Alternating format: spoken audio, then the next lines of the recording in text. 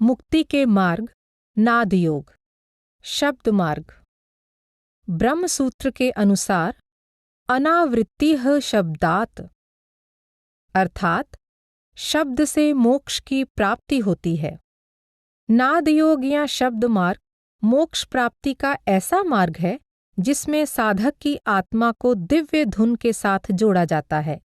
दिव्य धुन को धर्म ग्रंथों में शब्द, नाद, वाक, इसे वाच भी कहा गया है या ओम भी कहा गया है। यह दिव्य धुन अकथनीय है, अर्थात इसे बोला या लिखा नहीं जा सकता और ना ही इसे साधारण कानों से सुना जा सकता है। इस पुस्तक के अध्याय दिव्य ध्वनि में इसका वर्णन किया गया है। इस अनाहत दिव्य धुन का कोई अन्य स्रोत नहीं। यह दिव्य धुन परमात्मा से निकलती है। वास्तव में यह परमात्मा ही है। इस नाद यानी शब्द ने ही सारी सृष्टि की रचना की है और यह सब में व्याप्त है। यही सारी सृष्टि का आधार है। शतपथ ब्राह्मण के अनुसार वाग्वै अजाह वाचो वै प्रजाः विश्वकर्मा जजान, अर्थात वास्तव में शब्द अजन्मा है। इसे शब्द से सृष्टिकर्ता ने जीवों की रचना की है। तैत्तिरीय ब्राह्मण के अनुसार शब्द असीम है, अनंत है, इन सबसे परे है।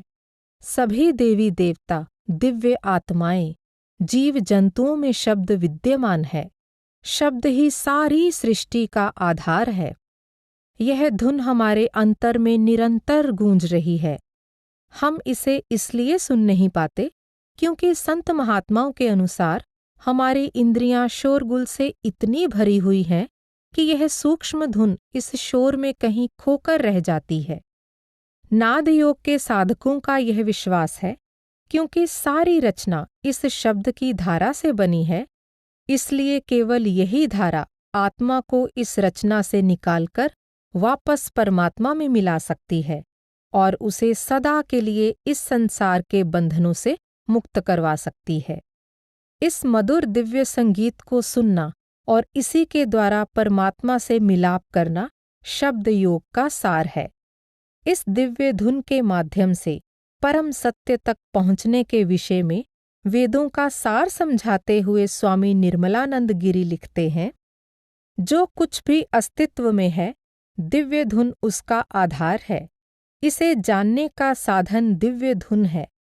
दिव्य धुन द्वारा ही आत्मा की वास्तविकता का और सर्वोच्च सत्ता परमात्मा का अनुभव किया जा सकता है। मन की विचार तरंगें जो शब्द को भुला देती हैं, साधक उन्हें स्थिर करके गहन ध्यान साधना के द्वारा इस दिव्य धुन से जुड़ सकता है। इस प्रक्रिया का ध्यान साधना के अध्याय में विस्तृत वर्णन किया गया है। सुमिरन और ध्यान के द्वारा आत्मा धीरे धीरे आंखों के बीच तीसरे तिल शिव नेत्र पर एकाग्र होने लगती है। ऐसा होने पर साधक को दिव्य धुन यानी ओम का प्रकाश तथा उसमें से निकलने वाली धुन सुनाई देने लगती है। हिंदू धर्म में मान्यता है कि ओम चेतना से परिपूर्ण अलौकिक शक्तियों का भंडार है। इसका जाप करने से जाप करने वालों और इसे सुनने वालों दोनों को परमात्मा के साथ लिव जोड़ने में सहायता मिलती है। वेदांत के अनुसार ओम का पवित्र शब्द सारे ब्रह्मांड में निरंतर गूंज रहा है और यह उसी साधक को सुनाई देता है जो मन लगाकर भक्ति करता है। इसलिए यह माना जाता है कि पवित्र शब्द ओम के जाप से मुक्ति प्राप्त होती है। मुंडकोपनिषद के अनुसार ओम इत्येवं ध्यायत, अर्थात उस परमात्मा का ओम के रूप में ध्यान करना चाहिए।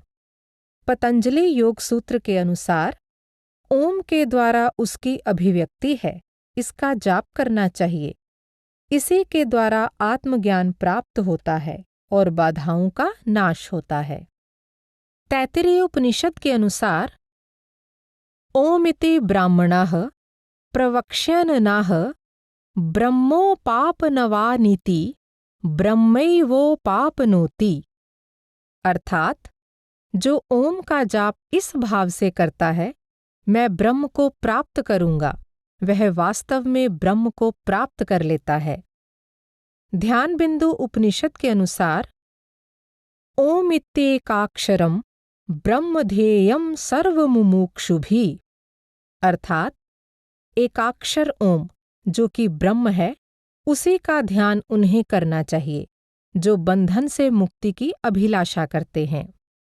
कठोपनिषद में नचिकेता मृत्यु के देवता यम से प्रश्न करता है, जिसे आप देखते हैं उसके बारे में मुझे समझाएं, जो सही और गलत, कारण और कार्य, भूत और भविष्य से परे है। यम नचिकेता को समझाता है कि ज्ञानी जन ओम पर ध्यान केंद्रित करने से हृदय की गुफा में छिपे उस अनंत परमात्मा का अनुभव करते हैं। यम उस मिलाप के आनंद की बात भी करता है। नचिकेता का गुरु होने के नाते यम उसे आश्वासन देता है कि वह उसे शब्द का भेद देगा। मैं तुम्हें शब्द का भेद देता हूँ। सभी धर्म ग्रंथ इसकी महिमा करते हैं। सभी साधनाएं यही कहती हैं, इसे प्राप्त करने के अभिलाषी आत्म संयम धारण करते हैं। यह ओम है। परमात्मा का यह प्रतीक सर्वोत्तम है। इसको प्राप्त कर मनुष्य की सभी तृष्णाओं की तृप्ति हो जाती है। यह ओम जिज्ञासुओं का सर्वश्रेष्ठ सहारा है। जिसके हृदय के अंदर ओम की निरंतर गूंज रहती है, वह वास्तव में भाग्यशाली है। उसे परमात्मा का रूप समझकर बहुत प्यार किया जाता है। उपनिषदों में उस आंतरिक प्रकाश का वर्णन मिलता है जिसका अनुभव ध्यान साधना के दौरान होता है। साथ ही उस आंतरिक ध्वनि का भी वर्णन मिलता है जिसे कान बंद करके सुना जा सकता है।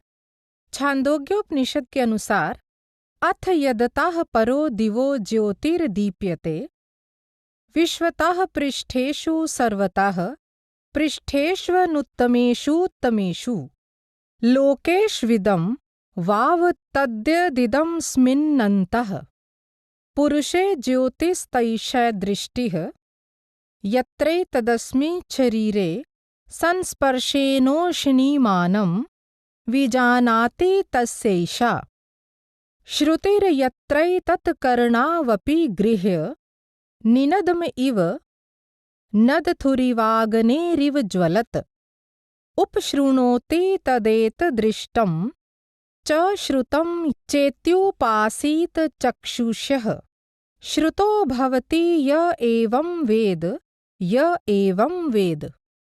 अर्थात ब्रह्म का वह प्रकाश इस लोक से ऊपर, दिव्य लोकों से ऊपर, सभी पदार्थों से ऊपर, सबसे ऊंचे लोकों में, सभी में प्रकाशित होता है। उससे बढ़कर इस सृष्टि में और कुछ नहीं। वही मनुष्य के अंदर भी विद्यमान है। ब्रह्म के प्रकाश का प्रत्यक्ष प्रमाण है कि शरीर को स्पर्श करने पर हमें उष्णता का अनुभव होता है, और इसके सुनाई देने का प्रमाण है कि कान बंद करने पर भी यह सुनाई देती है, जो गाड़ी की गड़गड़ाहट की तरह है, बैल के रंभाने या धधकती ज्वाला की ध्वनि की तरह है। मनुष्य को उस आंतरिक प्रकाश की, जो दिखाई भी देता है और सुनाई भी, ब्रह्म के रूप में उपासना करनी चाहिए। जो इस सत्य को जान लेता है वह शोभित और प्रतिष्ठित हो जाता है। हाँ, वह यशस्वी हो जाता है। जैसे जैसे साधक का ध्यान अभ्यास गहन होने लगता है, उसे आंतरिक अनुभवों के द्वारा अपनी आध्यात्मिक उन्नति का प्रमाण मिलने लगता है। स्वामी विवेकानंद का कथन है, जो गहन अभ्यास करते हैं उनको और भी कई संकेत मिलते हैं। कभी ऐसी ध्वनियां सुनाई देती हैं जैसे दूर से आती हुई घंटियों की झंकार, जो मिश्रित होकर कानों में एक निरंतर मधुर संगीत की तरह रस घोलती है। कभी दृश्य प्रकट होते हैं जैसे प्रकाश के छोटे कण, जो देखते ही देखते बड़े होते जाते हैं। और जब इस प्रकार के दृश्य दिखाई देने लगे तो समझो कि आप तेजी से प्रगति कर रहे हैं। नाद बिंदु उपनिषद का विषय ही दिव्य ध्वनि है। इस उपनिषद के अनुसार दिव्य ध्वनि मन को वश में करने का एकमात्र साधन है। अंतर की इस सुंदर सुरीली आवाज को सुनकर मन इतना मोहित हो जाता है कि वह सांसारिक सुख भोगों से सदा के लिए विरक्त होकर परमात्मा में एकनिष्ठ हो जाता है। नाद बिंदु उपनिषद के अनुसार जिस प्रकार शहद का सेवन करने के बाद भ्रमर फूलों की सुगंध पर मोहित नहीं होता, इसी प्रकार मन जब मधुर धुन से हमेशा के लिए मोहित हो जाता है तो उसे और कोई इंद्रियों का रस नहीं भाता। उस धीमी मधुर धुन की रस्सी से बंधकर उसी क्षण अपनी चंचल वृत्ति को त्याग देता है। शरीर के अंतःस्थल रूपी बिल में छिपा हुआ मन रूपी सांप जब दिव्य मधुर नाद यानी सपेरे के वश में आ जाता है तो संसार को पूर्णतया भूलकर स्थिर होकर इधर उधर नहीं भटकता। यह दिव्य ध्वनि उन सब ध्वनियों से बिल्कुल अलग होती है जिन्हें हम भौतिक जगत में प्रायः स्थूल कानों से सुनते हैं, क्योंकि यह दिव्य ध्वनि सामान्य अनुभव से परे है और ना ही इसका सही वर्णन किया जा सकता है। फिर भी उपनिषदों ने इसकी तुलना दुनियावी ध्वनियों जैसे घंटियां, नगाड़े या वीणा आदि से करने का प्रयत्न किया है। धार्मिक ग्रंथों में आध्यात्मिक साधक को सुनाई देने वाली इन आंतरिक ध्वनियों के बहुत से वर्णन मिलते हैं। हठ योग प्रदीपिका में आंतरिक ध्वनियों का इस प्रकार वर्णन किया गया है: आभूषणों के खनकने की आवाज, भेरी, मृदंग और बांसुरी की आवाज आदि। शिव संहिता के अनुसार मदमस्त भवरे यानी मत भृंग की गुंजार, बांसुरी, वीणा, घंटियां या बादलों के गर्जन की आवाज।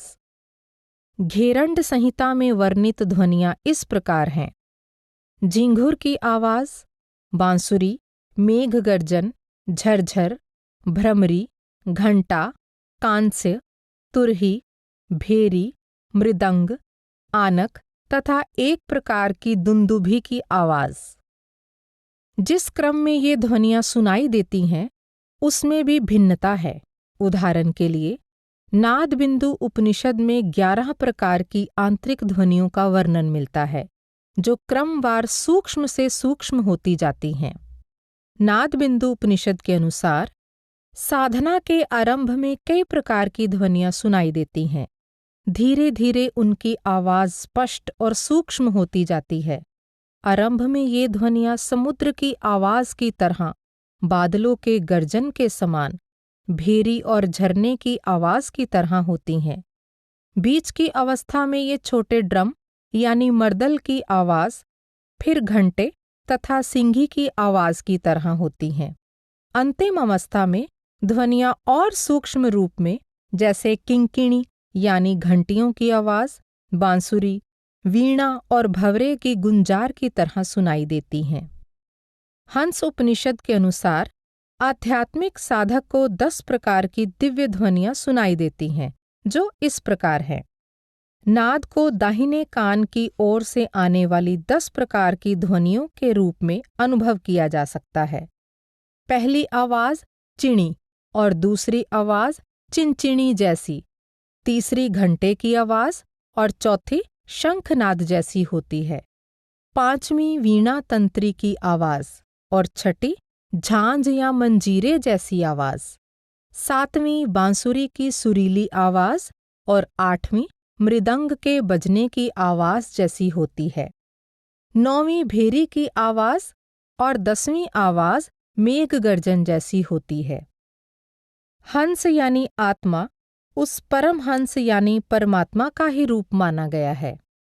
हंस उपनिषद में आगे वर्णन आता है कि आध्यात्मिक साधक पहली 9 प्रकार की ध्वनियों को सुने बिना गुरु की कृपा से सीधे ही 10वीं आवाज को सुन सकता है। इस उपनिषद के अनुसार जब मेघ गर्जन की आवाज सुनाई देती है तो साधक पार ब्रह्म में पहुंच जाता है। यही आत्म साक्षात्कार या परमात्म साक्षात्कार की अवस्था है। मैत्रायणी उपनिषद का कथन है, श्रवणांगुष्ठ योगेन अंतर्हृदयाकाश शब्दम।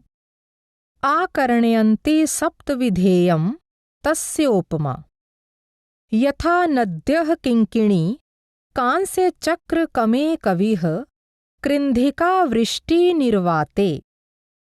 वदतीति तं पृथग् लक्षणं तीत्य परे अशब्दे अव्यक्ते ब्रह्मणेस्तं गतास्तत्र।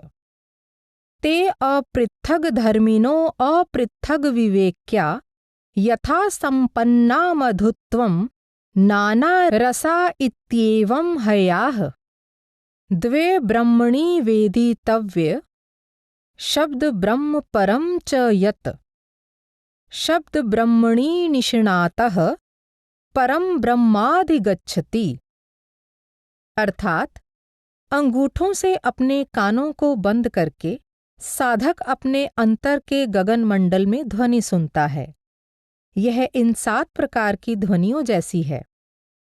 नदी, घंटे, पीतल के बर्तन, पहिए की गड़गड़ाहट, मेंढक की टरटर, वर्षा की बूंदों या शांत स्थान पर फुसफुसाने की आवाज। इन ध्वनियों को पार कर लेने के पश्चात वह उस परम निःशब्द निर्गुण ब्रह्म में समा जाता है। जब साधक का मन इन आंतरिक ध्वनियों को सुनने में लीन हो जाता है तो वह मोहित हो जाता है और उसका मन स्थिर हो जाता है। वह बाहर के सभी पदार्थों और इंद्रियों के विषय भोगों को भूल जाता है। उसे स्वयं के अस्तित्व की होश नहीं रहती। उसे परम आनंद का अनुभव होता है। इस तरह वह समाधि की अवस्था में पहुंच जाता है। साधक को अपने मन को सभी प्रकार के विचारों से मुक्त करके केवल नाद पर ध्यान केंद्रित करना चाहिए, जो उसे तुरीय अवस्था में ले जाएगा। उस स्तर पर पहुंचकर वह निर्मल परमात्मा से एक हो जाता है। नाद बिंदु उपनिषद के अनुसार साधक जब इस ध्वनि में लीन हो जाता है वह बाहर की सभी आवाजों से बेखबर हो जाता है। इन सब अवरोधों पर विजय पाने के पश्चात वह तुरीय अवस्था में पहुंच जाता है। सांसारिक पदार्थों में अनासक्त होकर अपनी इंद्रियों को वश में करके साधक को अपना ध्यान इस ध्वनि पर केंद्रित करना चाहिए, जो इसके मन को मार देती है।